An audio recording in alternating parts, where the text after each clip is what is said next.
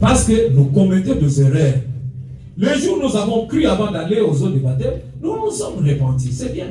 Mais à la fin de compte, après les eaux de baptême, est-ce que tu as marché très bien selon la parole? Est-ce que la parole te connaît? C'est pourquoi nous venons à l'église. On dit aussi l'église, hein, c'est quoi?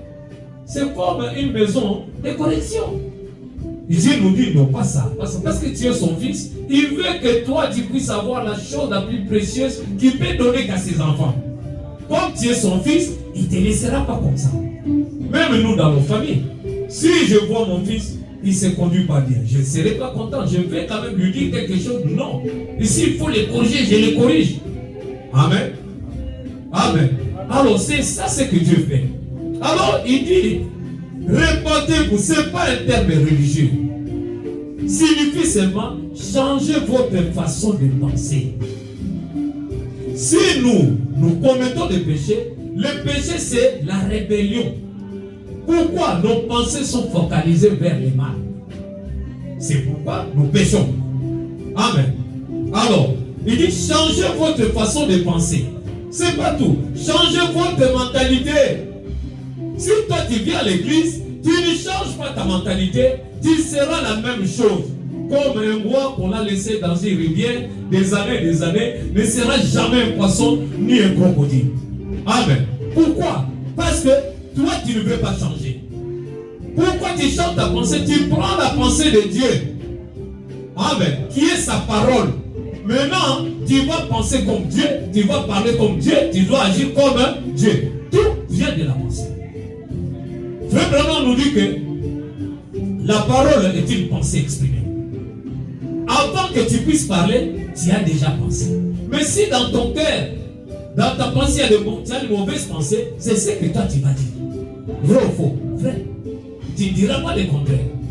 Oh, pourquoi tu as dit ça? Mais c'est parce que dans sa pensée, elle avait ça dans son cœur. Amen. Et il dit que changez votre pensée de pensée, changez votre mentalité, vos idées et votre philosophie. Philosophie, cela veut dire que un système là que tu as tissé autour de toi et tu peux voir que ça. Non! Un chrétien ou une chrétienne n'est pas comme ça. Il voit les choses comme Dieu les voit.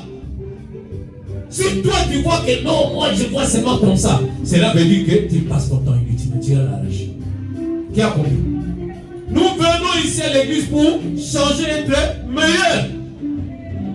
Être de bons maris, de bonnes épouses, oui, être de bons citoyens, être de bons voisins et être de bons citoyens dans ce monde ici. Pourquoi? Nous sommes du royaume. Amen. Dans notre royaume, nous avons une façon d'agir, de parler et de vivre. Amen.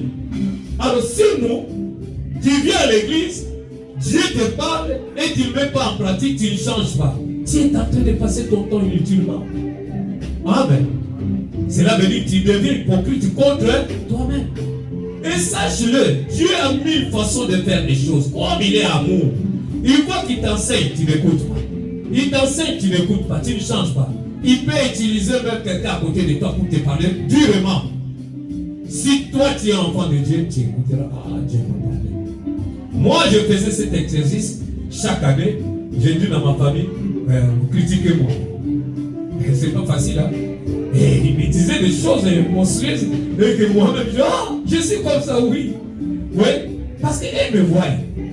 Moi-même, je ne peux pas me voir. C'est eux qui consomment la foi que j'ai. Amen. Oui, ma nature, c'est eux qui consomment parce qu'ils sont avec moi. Et je demandais ça. Et il me disait, toi ici, ici. Oui, c'est comme ça. La vie éternelle, c'est vivre pour les autres. Mais si toi tu vis ta vie pour moi-même, non, tu n'es pas encore converti.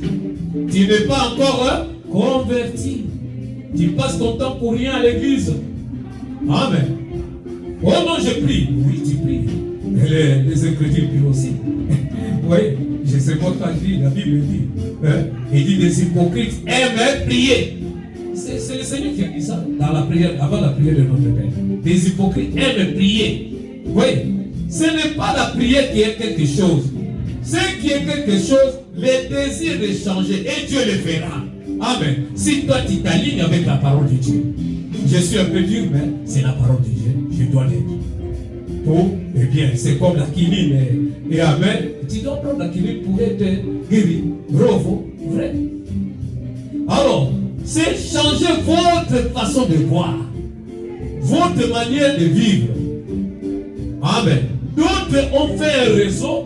Ces réseaux-là, lui, il est dedans. Lorsqu'on touche, non, ici on ne touche pas. Non, un chrétien n'est pas comme ça. Moi, je me rappelle, mon pasteur Barout, il y avait une scène qui a dit, non, on me fait ceci, on fait cela.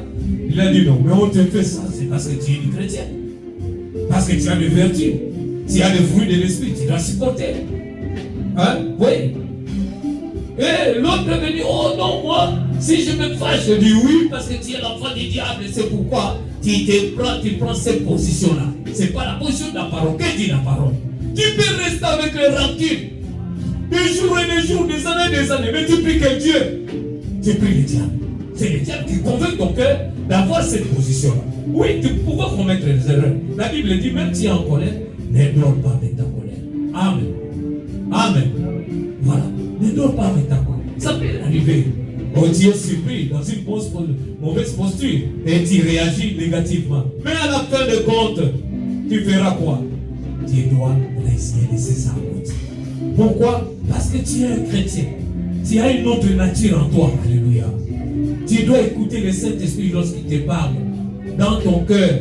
Et tu dois abandonner ça et prendre la position pour la parole. Sinon, toi-même, tu es en train de te renier et te faire sortir de camp de Dieu. Amen. Dieu ne veut pas que les gens aillent en enfer. Mais l'homme, frère Branham dit que l'homme veut aller en enfer pour lui-même, veut aller en enfer. C'est comme nous voyons un pont. On met des garde-fous, n'est-ce pas? Des trucs là à côté barricade. Pour que les gens ne puissent pas tomber de l'autre côté. Mais nous, Dieu a mis des garde-fous, nous montons pour sauter là-bas pour mourir. Oui, c'est comme ça l'homme. Dieu a mis la parole pour nous, qu'il puisse veiller sur nous. Mais nous voulons aller de l'autre côté pour mourir. Je peux m'attarder ici, c'est très important, parce que nous parlons du royaume. Nous voulons tous nous soyons dans le royaume. Amen. Alors Jésus a commencé à attaquer notre manière de penser. Pourquoi? Parce que c'est la pensée de l'homme qui conduit l'homme. L'homme est comme sa pensée. C'est Proverbe qui le dit, je crois, Proverbe 23. Tel que tes pensées sont, c'est ce que tu es. Tu ne peux pas être différent de tes pensées. Les décisions que tu prends dans ton cœur, c'est ce que tu exprimes au cours de la journée, dans chaque marche et chaque jour.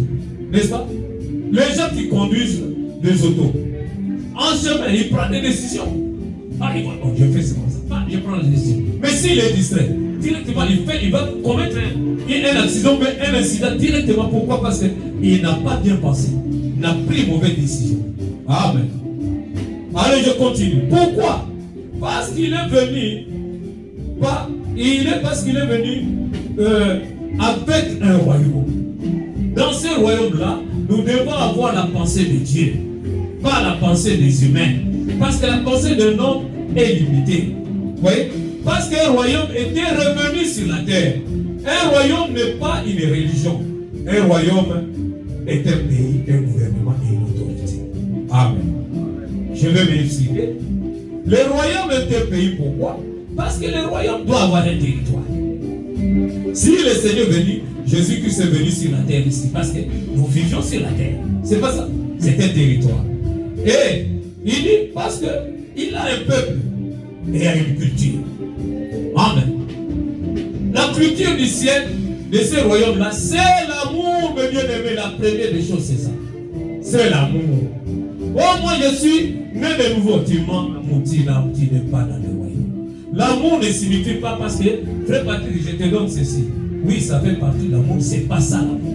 Si vous voulez, lisez 1 Corinthiens chapitre 13. Vous allez voir si c'est que l'amour et ce qui n'est pas l'amour. Vous allez voir ça. Si un jour nous allons ça, notre frère va prêcher sur ça un bon jour. L'amour, 1 Corinthiens chapitre 13. Vous allez voir ce qu'il y a. Celui qui a l'amour supporte, pardonne. Amen. Celui qui a l'amour supporte même le mal qu'on te fait. Il pardonne. C'est ce qu'on écrit dans 1 Corinthiens 13, chapitre 13. Oui. Donner suffit pas. Il dit que je peux donner même mon corps, être pendu à cause de Dieu. Oui, mais ce n'est pas ça là. Amen. Alors on dit aussi que le royaume est un gouvernement parce qu'il exerce une autorité full sur les gouvernés, n'est-ce pas? Voilà. Et gouverne tout ce qui se trouve selon les désirs du roi. Si tu es dans le royaume, tu ne peux pas contester son gouvernement. Je vais donner l'exemple de ma fille ici, qui est née dans le royaume, il connaît. Si le roi prend des décisions, qui conteste? Personne, même pas le gouvernement de l'Angleterre. Il s'allie parce que c'est lui le souverain. Il a pris la décision sur son territoire. Amen. Alors, si toi tu es né dans le royaume, cela veut dire que tu es sous l'autorité de ton père, tu l'exerces. Tu veilles à ce que l'autorité de ton père s'exerce, le gouvernement de ton père s'exerce. Amen. C'est pourquoi si nous voyons quelqu'un marche mal, vous devez lui dire avec amour. Amen. Pourquoi? Parce que vous ne voulez pas que lui puisse être perdu. Amen. Et on dit, le royaume aussi est une autorité. Parce qu'il règne à maître qui? Le roi règne à maître absolu, sans contestation ni opposition. Les désirs du roi sont des ordres. Qui a compris? Le roi Charles a dit que c'est son fils qui va le succéder. Qui va dire non? Qui va dire non? Personne. Vous voyez? Les jours où le papa ne sera pas là, on vient introniser. Oui? Alors, les désirs du roi sont des ordres. Dans notre royaume, nous ne contestons pas ce que Dieu a dit. Qui a compris? Si tu contestes, c'est que tu n'es pas dans le royaume. Si tu es dans le royaume, tu dirais Amen. Parce que c'est la parole de ton père. C'est la décision de ton père qui a compris. Voulez-vous naître dans le royaume? Ah oui, lui est encore plus fort. Voulez-vous naître dans le royaume? Ah, c'est pas difficile, mes bien-aimés. Vous voyez? C'est nous les prédicateurs, nous rendons un peu les choses difficiles, mais la chose est simple. Le Seigneur Jésus-Christ, lorsqu'il est venu, a dit, répentez-vous. N'est-ce pas, car le royaume de Dieu est proche. Ces apôtres ont commencé le ministère. On dit quoi? Répentez-vous, afin que vos péchés soient pardonnés. N'est-ce pas? Et vous aurez le don du Saint-Esprit. C'est simple.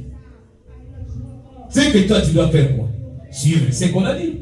C'est l'ordonnance comme médecin fait une ordonnance. Tu dois suivre. Si tu dis, oh non, tu prendras 2 comprimés par jour, un matin, un soir, je dis, oh non, moi, je suis tellement malade, je prends 2, tu vas mourir. C'est pas ça. Alors, si tu dis, oh non, je n'aime pas le comprimé, je prends seulement un, tu ne seras jamais guéri. Tu vois? Suivre l'ordonnance scrupuleusement comme les médecins l'ont établi. Amen. Alors, si Dieu dit une chose, il connaît la fin avant le commencement, il connaît la profondeur de chaque homme. Fais ce qu'il dit. Le problème avec nous sommes souvent en train de discuter avec Dieu. Oui. Et en discutant, nous prenons la position qui est contraire à ce que Dieu dit. Et Dieu ne dit rien. Toi-même, tu subiras des conséquences. Tu fais des années à l'église et tu n'es pas né de nouveau. Lorsqu'on parle nouvelle naissance, ça devient comme une bête noire pour toi parce que tellement tu as désiré la chose et tu as prié, tu as fait tout ce qu'il fallait, gêner, mais tu n'as pas la chose. Parce que tu n'as pas suivi l'ordonnance. On n'a pas dit pour avoir la nouvelle naissance, il faut gêner. Non. Répentez-vous. Répentez-vous. Amen. Croyons en Seigneur Jésus-Christ et répands-toi. La repentance, là, ce n'est pas seulement le moment que tu fais là. Tu le feras chaque jour.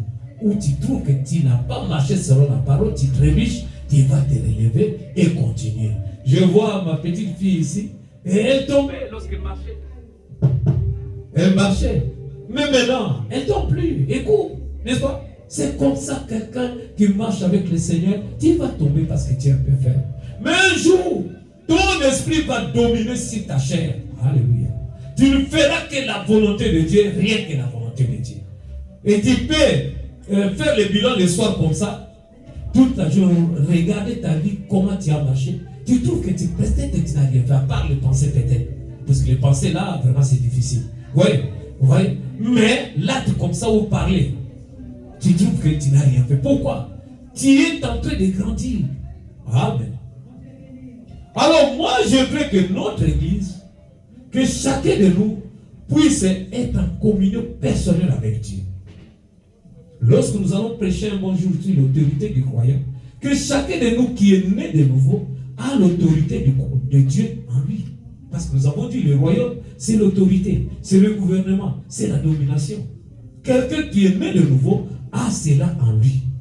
Amen. Restez seulement au pied de Jésus, suivez-les, mangez la parole, et ces choses-là se manifesteront en vous. Nous avons vu Pierre, il est allé à l'église, au temple.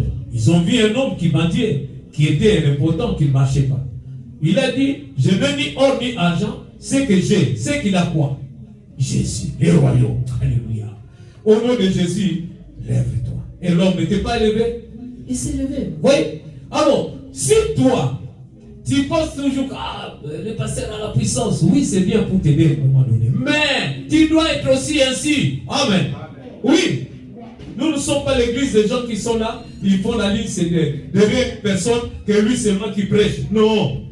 Et c'est moi, tu pries plutôt, qui prie pour les gens. Non, même toi, chez toi, tu verras des miracles. Moi, je voyais ça chez moi. Des choses incroyables. Pourquoi? Parce que le royaume est là en toi. Si le royaume est en toi, Dieu lui-même agit. Qui a dit? Qui a compris? Voulez-vous naître de nouveau? Être dans le royaume? C'est n'a pas prêché la nouvelle naissance. Les choses, non, les lois sont là. Si tu es né dans le royaume, toutes ces vertus-là, la puissance, tout ça est en toi. Toi, manger seulement la parole. Sois au pied de Jésus. Le pied de Jésus, c'est à l'église. Écoutez la parole. Méditez la parole chez toi à la maison. Priez. Et tu trouveras, tu vas grandir. Amen. Moi, mes enfants, ils sont maintenant grands. Mais je ne voyais pas comment ils grandissaient. Frère Arnaud, tu as fait cette expérience de regarder toute ta vie, comment il m'avait grandi. Non. Oui, je ne voyais pas comment il grandit. Le matin, il est maintenant grand, il a un tel cet âge. Même j'étais, il ne sait même pas comment sa barbe a poussé. Oui, on voit seulement, j'ai fait la barbe. Oh, comment? Eh bon, nous ne savons pas. Oui, c'est Dieu. Parce qu'il est né homme, il a la vie des humains là-dedans. Amen. Alors, nous continuons. Savez-vous que la terre que nous avons ici, c'est la propriété du ciel? Vous savez cela? Vous ne savez pas. Mais la Bible dit clairement. La terre est venue par l'eau qui venait au ciel. Mais les hommes qui sont sur la terre, c'est Dieu qui l'a créé, l'a envoyé sur la terre ici. Si toi tu es l'envoyé que Dieu a créé, qui a envoyé sur la terre ici, tu vas exercer le royaume ici sur la terre. Tu as compris? Tu vas exercer le royaume sur la terre. Ce ne sera pas un intrus.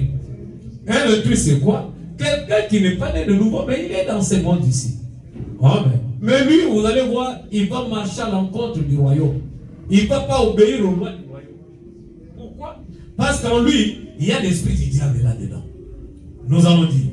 Autrement dit, lorsque nous serons sous l'autorité de ces royaumes-là, nous allons adopter la culture, la nature, les langages, la manière, un mode de vie, l'attitude et la mentalité du royaume, même si nous n'avons jamais vu le roi.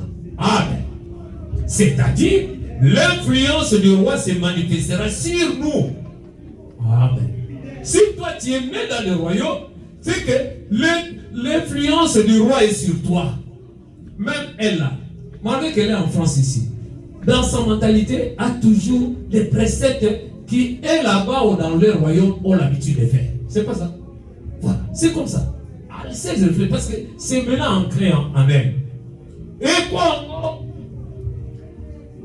Sur nous, et sa vie s'exprimera en nous. La vie de qui? Du roi. Pourquoi les premiers chrétiens, on les appelait les chrétiens? Les premiers croyants. Parce qu'ils voyaient la manière dont ils vivaient. C'est comme Jésus. C'est pourquoi on les appelait Christos. C'était Antioche. Vous voyez? Les chrétiens. Parce qu'ils ont la vie de Christ. Mais nous, si on te touche seulement comme ça, on piétine sur les doigts, le frère prêchait ici. Tu as la colère comme circulaire. On ne te touche pas. Pourquoi? Parce que tu n'es pas encore une chrétienne. Tu n'es pas encore dans le royaume. Si tu es dans le royaume, la vertu, la vie qui est du roi va se manifester en toi. La salamone. Bon, je pardonne. Amen. je fais comment? Je supporte. Amen. Mais si tu vois quelqu'un sort du rang, souvent, cela veut dire qu'il n'est pas encore dans le royaume. On ne dit pas qu'on ne met pas un point, mais on dit qu'on met une virgule. Par la grâce de Dieu, il viendra aussi dans le royaume. Nous parlons du royaume, la manière de vivre. On a dit quoi? Il va adopter la culture, la nature, le langage, la manière, un mode de vie, l'attitude et la mentalité du royaume. Si même le roi, nous ne l'avons pas encore vu. Mais nous savons, nous avons vu le roi. Il est maintenant, il n'est plus